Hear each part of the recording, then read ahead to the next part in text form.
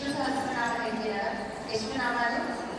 ಸಹಸ್ರಾಂದ್ರೆ ಅಂತ ಸಾವಿರ ನಾಮಗಳೇ ಇಲ್ಲ ಭಗವಂತನಿಗೆ. ಅನಂತ ಅನಂತ ಅನಂತ ಅನಂತ ಅನಂತ ನಾಮಗಳು. ಯಾವ ಆ ಮೊದಲು ಶಕಾರಾಂತ ಈ ಮಾಮ ವರ್ಣಗಳೆಲ್ಲ ಸ್ವಾಮಿಯಾದ ವಿಷ್ಣುವಿನ ನಾಮವೆಂದು ಅರಿತವಗೆ ಆನಂದ ಆನಂದ ಮತ್ತೆ ಪರಮಾನಂದ.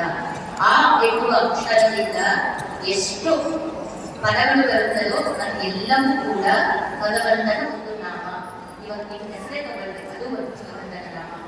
ಇನ್ನೊಬ್ಬರ ಹೆಸರು ತಗೊಳ್ಳಿ, ಅದು ಭಗವಂತನ ನಾಮ. ಕೇವಲ ಸಹಸ್ರನಾಮದ ಭಗವಂತ ಅಲ್ಲ, ಅನಂತ ಅನಂತ ಅನಂತ ಕೋಟಿ ನಾಮಗಳಿಂದ ಭಗವಂತ ಪ್ರತಿಪಾದ್ಯ. ಇಲ್ಲಿ ಏನ್ ಹೇಳ್ತಾ ಇದ್ದಾರೆ?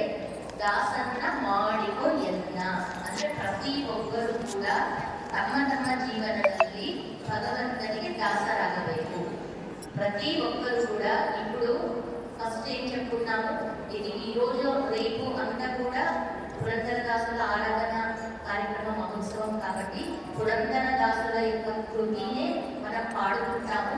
దాని ఆంతర్యం ఏంటి అనేది కూడా మన మధ్యలో తెలుసుకుంటూ దాని యొక్క భావాన్ని తెలుసుకొని పాడితే మనకు ఆ ఆనందమే వేరుంటుంది.